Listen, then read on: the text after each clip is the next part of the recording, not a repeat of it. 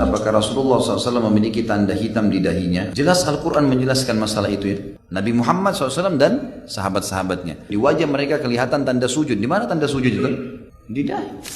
Baik, berikut ini adalah penjelasan tentang masalah ini. Yang pertama, tidak akan kita temukan dalam kitab-kitab hadis dan juga kitab-kitab syama'il yang menggambarkan tentang fisik Nabi SAW bahwa beliau memiliki tanda berupa bekas hitam di dahinya. Silakan dibuka dalam Syama'il Muhammadiyah, buah karya daripada Imam At-Tirmidzi, kemudian Dalailun Nubuwah, buah karya daripada Imam Al-Baihaqi, kemudian kitab Asy-Syifa oleh Qadhi Iyad, dan kitab-kitab yang lainnya. Padahal di situ digambarkan secara detail bagaimana ciri fisik Nabi SAW dari ujung kepala sampai ujung kaki, tidak disebutkan adanya bekas hitam di dahi beliau SAW. Yang kedua, jika tanda itu betul ada, tentu kita akan mendapatkan riwayatnya. Bahkan penggambaran ini sekedar hadis dhaif pun tidak ada, apalagi hadis yang sahih. Yang ketiga, jangankan Nabi SAW, dari para sahabat Nabi, kita tidak akan menemukan tanda tersebut digambarkan ada di dahi mereka. Yang keempat, kelihatannya penjelasan beliau tersebut adalah berdasarkan penafsiran yang kurang tepat terhadap firman Allah Subhanahu wa taala di surah Al-Fat. Muhammadur Rasulullah walladzina ma'ahu asyidda'u 'alal kufar ruhama'u bainahum tarahum ruk'an sujada yabtaguna fadlan minallahi wa ridwana simahum fi wujuhihim min asari sujud. Dan di dahi-dahi mereka itu ada bekas tanda sujud. Kemudian dianggap kalau orang beriman itu, khususnya para sahabat, memiliki jidat yang berwarna hitam, tentu Rasulullah SAW lebih berhak untuk memiliki tanda tersebut, karena tentu beliau adalah orang yang paling beriman.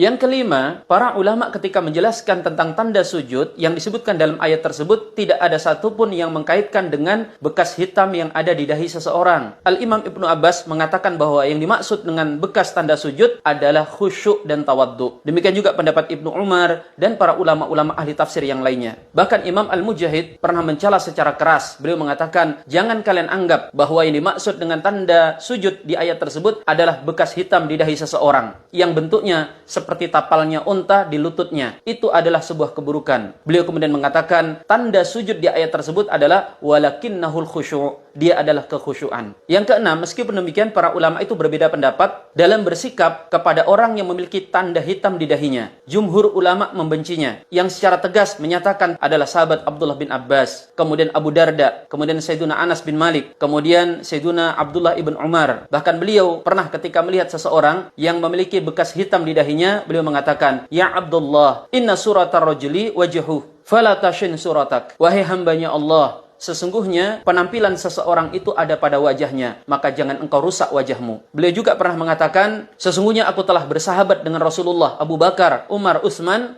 dan apakah engkau melihat ada bekas itu di wajahku? Namun faktanya memang ada sebagian ulama yang tidak membencinya. Di antaranya adalah sebuah riwayat dari Abu Ala bin Abdul Karim bahwa beliau pernah melihat Murrah Al-Hamdani itu memiliki bekas tanda hitam di dahinya. Yang ketujuh, kita berupaya menghindari adanya bekas tanda hitam di dahi kita. Dengan pertimbangan adalah yang pertama, itu bukanlah makna asar sujud. Yang kedua, itu dibenci oleh mayoritas ulama. Yang ketiga, untuk menghindari sifat riya. Dan yang keempat, tentu lebih menjauhkan dari fitnah. Ini sebagaimana misalnya dikatakan oleh Abu Darda kepada seseorang yang memiliki tanda hitam di dahinya. Beliau mengatakan, "Law lam yakun hada lakana khairan." Kalau seandainya tidak ada tanda hitam ini, maka ini akan lebih bagus. Yang kedelapan, sikap kita apabila melihat ada orang lain yang memiliki tanda tersebut, maka kita berhusnudzon, tidak menuduhnya sebagai riya, apalagi khawarij dan lain sebagainya. Kita berbaik sangka, mungkin karena memang kulitnya yang sensitif. Maka kesimpulannya, mengkaitkan tanda hitam tersebut sebagai tanda sujud itu sama sekali tidak tepat, apalagi kalau kemudian dinyatakan ada di dahi Nabi SAW. Jangan menisbahkan kepada Nabi SAW apa yang tidak ada pada diri beliau, karena itu bisa masuk ke dalam bentuk kedustaan yang diancam, man kadzaba 'alayya muta'ammidan falyatabawa' maq'adahu minan nar. Siapa yang sengaja berdusta atasku, maka siapkanlah tempatnya di neraka. Untuk beliau kita husnudzon, mungkin beliau sabkul kalam.